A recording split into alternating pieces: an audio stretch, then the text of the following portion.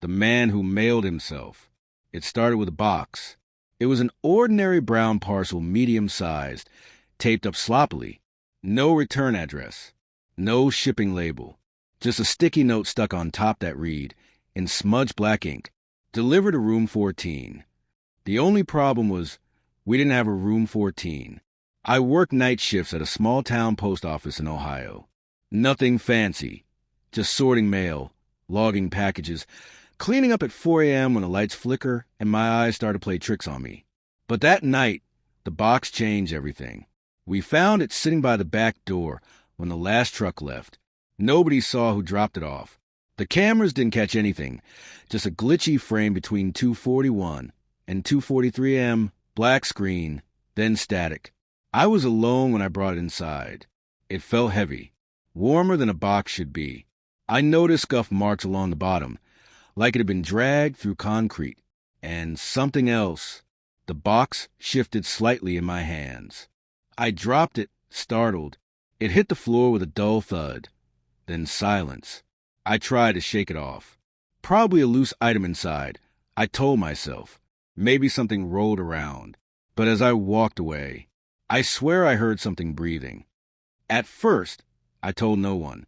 I just kept checking on it every hour, like I was watching over a wild animal. I even left it alone for a few hours, hoping someone else would take responsibility. No one did. The next morning, the day's shift came in. I asked my manager about room 14. She frowned and said we only had 13 rooms.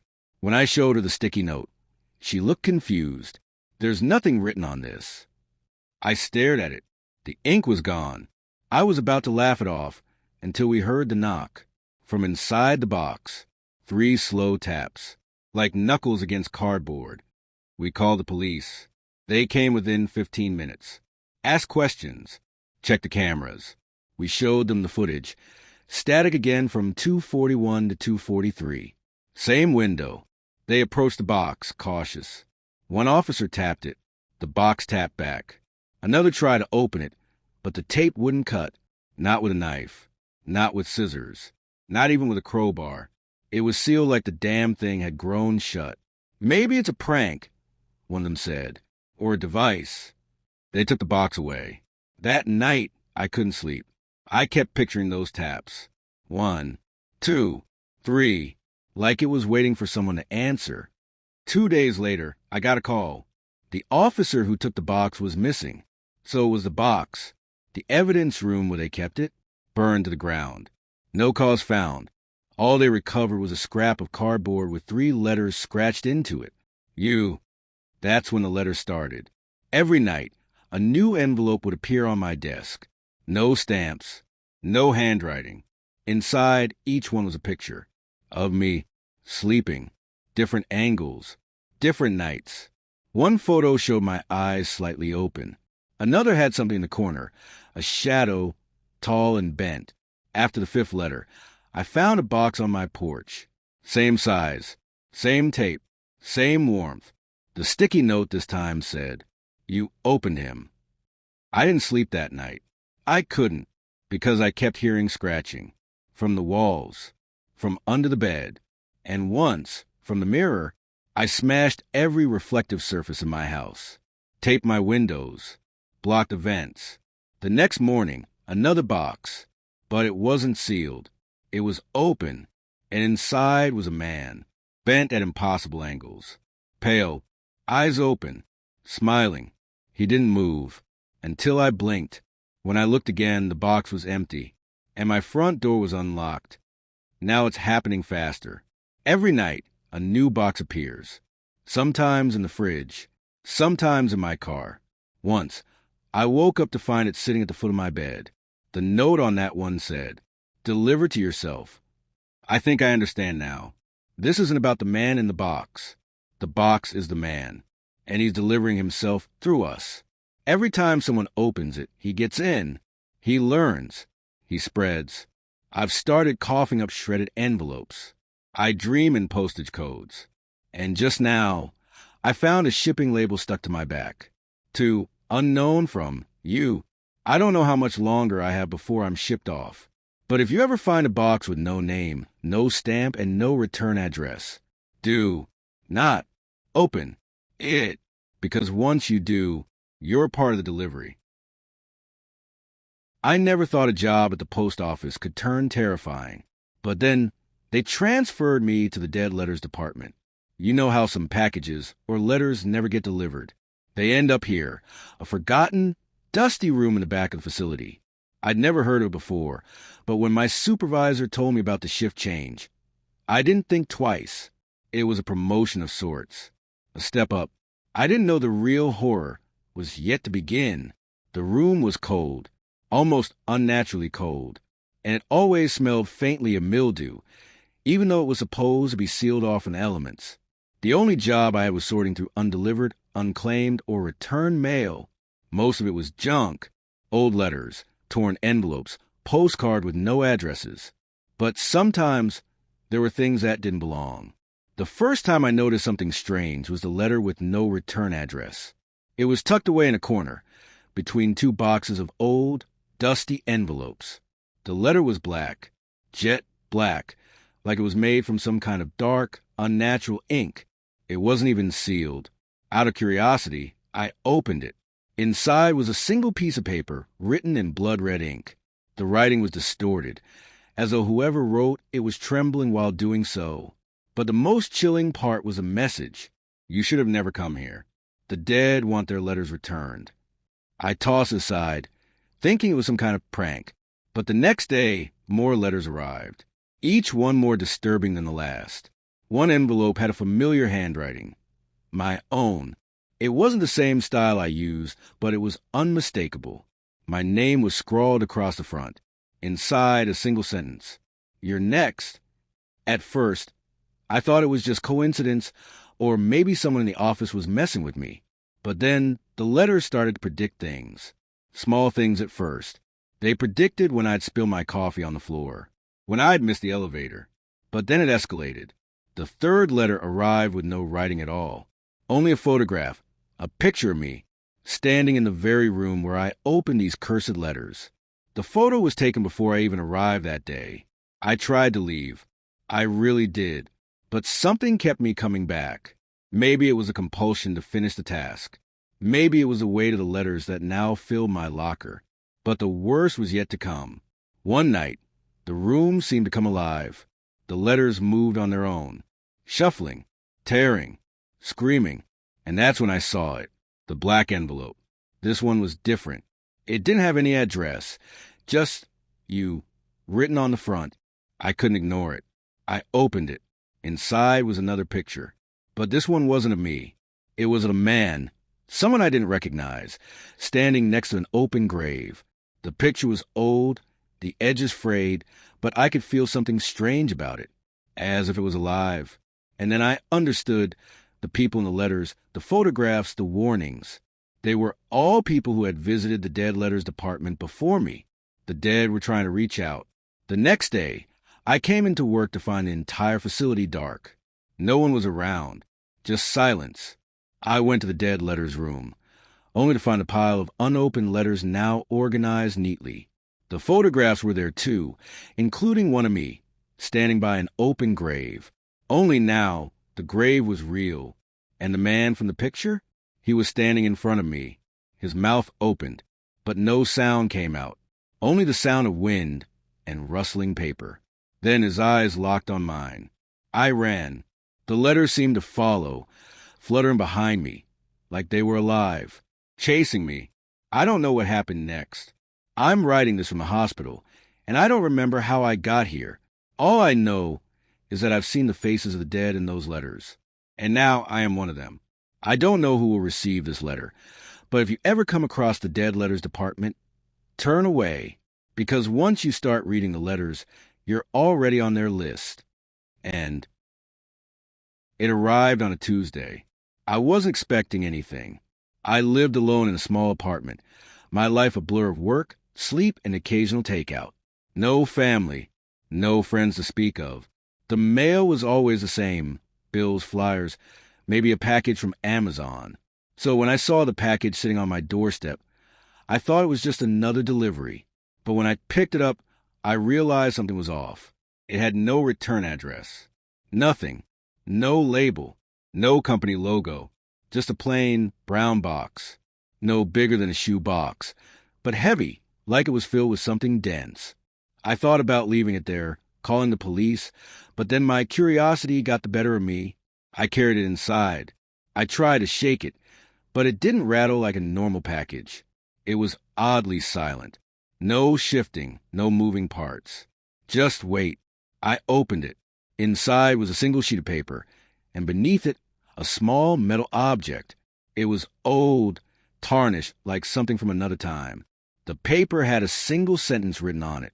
"He's watching you." I froze. I had no idea what it meant. The handwriting was sloppy, rushed, but it looked familiar, almost like my own handwriting, but distorted, like it had been written in a panic.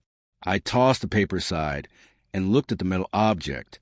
It was a small pendant, shaped like an eye, but something about it unnerved me. I couldn't explain it, but I felt as if the eye was watching me, even though it was just a piece of metal. I set it down on the kitchen counter, but that night, strange things started happening. First, it was the mirrors. Every time I looked into one, my reflection wasn't quite right. It was subtle but noticeable. A flicker, a shift, like my reflection was always a second behind. Then came the sounds. Footsteps, soft tapping. At first, I thought it was just the house settling, but the sound started to come from different places. The hallway, the closet, the walls. I thought I was losing my mind. And then it happened. I woke up in the middle of the night to find the pendant on my pillow. I hadn't moved it. I swear I hadn't touched it. I checked the door. It was locked. The windows were sealed. So how did it get there? I tried to shrug it off, but that didn't work. Because the next day, the package arrived again. Same brown box. No return address. No label. And inside, the same note. "He's getting closer." I was terrified. I couldn't ignore it anymore. I called the police, but when they arrived, they found nothing. No box. No pendant. Just a note. They couldn't explain it. But things only escalated from there. The tapping continued, and soon I started hearing whispering. Faint, almost unintelligible, but always around me. It sounded like someone was standing behind me, speaking in a language I didn't understand. That night, I couldn't sleep. I kept thinking about the pendant. What was it? Why was it so important? I got up and went to the kitchen. The pendant was sitting there, waiting for me. But when I looked at it, something was wrong. The eye on the pendant moved. I swear to God, it moved. The metal I blinked, then slowly turned to look at me. I screamed, but the moment I did, the whispering stopped. Everything went silent, and then I heard a voice, a deep, guttural voice, right in my ear. "You're mine now." I stumbled back, knocking over the pendant. When it hit the floor, I heard it crack. I picked it up, but when I touched it, I felt a burning sensation crawl up my fingers. The eye on the pendant stared at me again, but this time it was different. It wasn't mine anymore. It was someone else's. And then I saw it, a figure, tall, thin, cloaked in black, standing in the corner of my room. Its face was shadowed, but I could see its eyes, two black holes that seemed to suck in the very light around them. It didn't move, just stood there watching me. I blinked. When I opened my eyes, it was gone, but the whispers continued. I could feel its presence now, lurking just outside my vision, waiting. The next day, the package came again. Same brown box, same unmarked label, but inside there was a new note. "You can't escape." I tried to leave, packed up everything, moved to another apartment, but it didn't matter. The box found me. The tapping never stopped. The whispers never left. And now, every night, the figure stands at the foot of my bed, watching, waiting, and I know sooner or later it will come for me. It all started on a normal Wednesday afternoon. I was sitting in my small apartment, trying to distract myself from the boredom of life, when I heard a knock on the door. I didn't expect any packages, but I figured it was another delivery I'd ordered last week. I opened the door and saw a brown box on the doorstep. It didn't have a label, no return address, just plain, unmarked cardboard. My first instinct was to leave it there. After all, I wasn't expecting anything, but curiosity got the better of me. I bent down and picked it up. It was heavier than I expected, like it was filled with something dense. I took it inside, wondering who could have sent it. I set it down on the kitchen counter and went to grab a knife to open it. The moment the blade cut through the tape, a wave of cold air hit my face. It wasn't normal, like the kind you get from opening the fridge. It felt like it came from somewhere deeper, somewhere darker. Inside the box was a wooden crate. No padding, no protection, just a heavy, weathered wooden box. It looked old, like something that had been sitting in a forgotten attic for decades. The wood was scratched, dented, and had an unnatural smell, like something rotting. I carefully lifted the lid, my heart pounding for no reason I could explain. And that's when I saw it. At the bottom of the crate was a small black and white photograph. It was an old picture of a house. But the house wasn't just any house. I recognized it. It was my house. I stared at the photo in disbelief. There was no way anyone could know where I lived. It was a small, secluded building miles away from any main roads. I'd never seen this photo before. But the worst part? The photo was taken from inside the house. I dropped the photo and frantically dug through the crate. There was something else at the bottom, wrapped in old newspaper. I unwrapped it to reveal a small bronze key. It was tarnished and old, like it had been used for decades. There was no note, no explanation, just that key and the photograph. I didn't know what to do. I wanted to call the police, but I couldn't. Something deep down told me that I needed to figure this out myself. So I did the only thing I could think of. I went to the house from the photo. I drove to the old place. It was an hour away, but I didn't hesitate. I couldn't explain why, but I felt drawn to it, like I had no choice. When I arrived, the house was just as I remembered. It was a dilapidated, abandoned place, windows boarded up, the paint peeling in the yard overgrown with weeds. But there was something about it that felt different now. Something wrong. I stood at the front door for a moment, holding the key in my hand. It felt heavy, like it was meant to open something dark. I tried the key in the lock. To my surprise, it turned with ease. The door creaked open and I stepped inside. The smell hit me first, a damp, musty odor. The kind of smell you'd expect from a house that had been empty for years. The air felt thick, almost suffocating. I walked through the house, my footsteps echoing in the silence. Nothing had changed. The same cracked walls, the same peeling wallpaper, but something was different. I felt as though I wasn't alone. There was a weight in the air, a presence. I kept moving, drawn toward the back of the house, to a room I hadn't been in before. It was a small, windowless room at the end of the hallway. The door was locked, but I knew somehow that this key would fit. And it did. Inside the room was something I wasn't prepared for. In the center of the room was a wooden chair, placed in front of an old, cracked mirror. The mirror was large, and the glass was covered with a thin layer of dust. But when I looked at my reflection in the mirror, it wasn't me. I was sitting in the chair, looking back at myself. But the reflection wasn't mine. It was someone else's. The person in the reflection was smiling. A wide, unsettling grin stretched across his face. His eyes were hollow, empty, and he wasn't just staring at me. He was looking through me, as if he could see something I couldn't. I stepped back, my heart pounding. The door slammed behind me, locking me inside. The smile in the mirror grew wider. The reflection of the person in the chair slowly stood up and stepped toward me. I couldn't move. I couldn't breathe. And then I heard a voice, not from the mirror, but from behind me. A voice I'd never heard before, but somehow I knew it was speaking to me. You shouldn't have come back. The reflection reached out from the mirror, and I felt a cold hand grab my wrist. I screamed, but no sound came out. The next thing I knew, I was back in my apartment. The box still sitting on the kitchen counter. But something was different now. I looked at the mirror above my sink, and I saw him again, the man from the reflection. He was standing right behind me, his face twisted in that awful grin. I couldn't escape it. I couldn't escape him. And then I understood. The house wasn't abandoned. It had been waiting for me. The mirror had been waiting for me. And the package had been the invitation. And